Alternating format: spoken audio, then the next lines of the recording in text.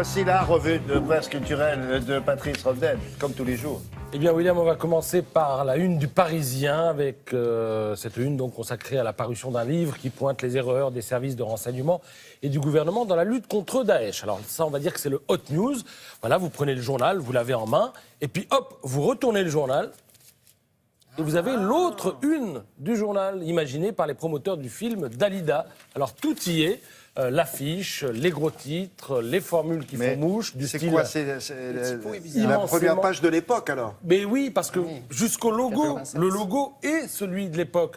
Tu vois? Génial. 87. Vous voyez? Ah oui, d'accord. Donc c'est quoi, quelle époque, ça? C'est 1960 Alors, bon, on va dire que... Alors, il y a marqué Le Parisien, avec ce logo, jusqu'en 86, ça s'appelait Le Parisien libéré. Donc on va considérer que ce serait la une de 87, Bouge pas. d'autant que 87, c'est l'année de la mort de Dalida. Cela fait Voilà, 30 ans. d'accord. Voilà. Et voilà, très bien. Voilà, avec tout y est, le palmarès évidemment de Dalida, 170 millions de disques vendus, 2000 chansons enregistrées, 70 disques d'or, etc. Le logo de l'époque, Très bonne c'est idée, un peu ça, hein. le buzz du jour et c'est bien vu, c'est pour ça que je voulais vous le montrer.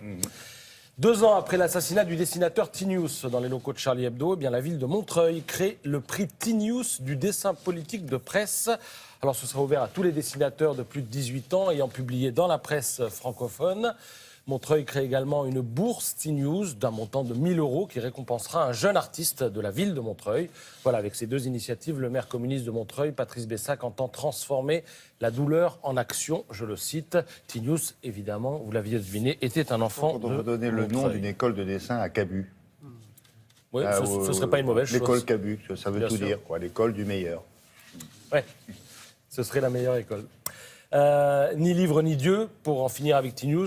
Ni Dieu ni eux, c'est le nom, le titre du livre qui regroupe tous ces dessins de T-News. Ils ont été choisis par sa compagne, Claire Verlac. Évidemment, ils ne sont pas tous montrables ici, les dessins, mais je vous le promets, c'est drôle, c'est caustique et c'est aux éditions du Chêne.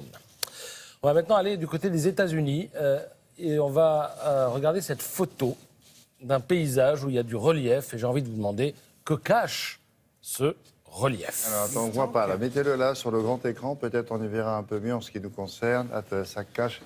Des bunkers. Des bunkers, dans des avions cachés. Oui, vous l'avez dit, des bunkers. Non. Mais des bunkers qui moi qui permettent l'ai de dit. se protéger contre la chute de météorites, la guerre chimique, les éruptions solaires, les tsunamis, l'anarchie, tout ce que vous voulez. C'est une société américaine qui propose des abris rachetés à l'armée américaine. Alors, on va voir à quoi ça ressemble.